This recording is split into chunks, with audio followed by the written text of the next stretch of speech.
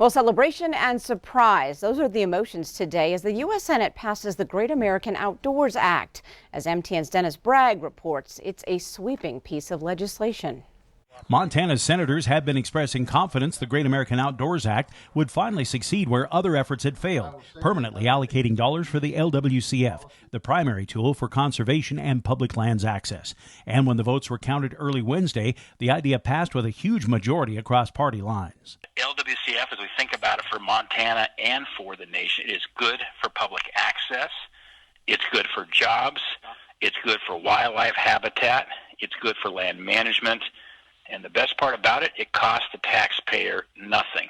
When you think about Montana and our fishing accesses, 70% of the fishing access sites across Montana have been funded by LWCF. This victory wasn't easy, and it certainly didn't happen overnight.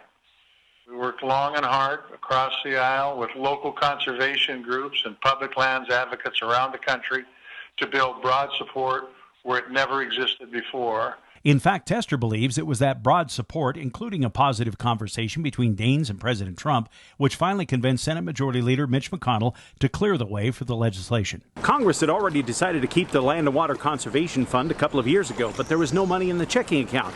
Passage of the Great Outdoors Act takes care of that.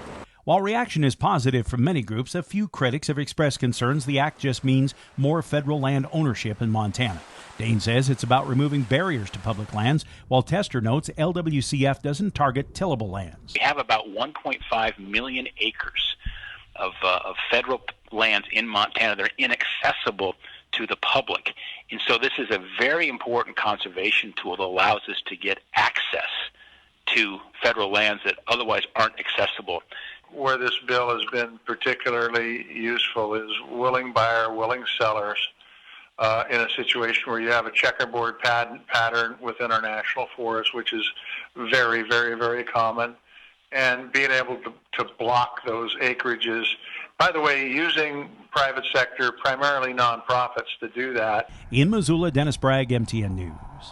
Well, the Great American Outdoors Act also includes $12 billion to help the national parks and other agencies repair aging infrastructure, and now goes to the House for approval.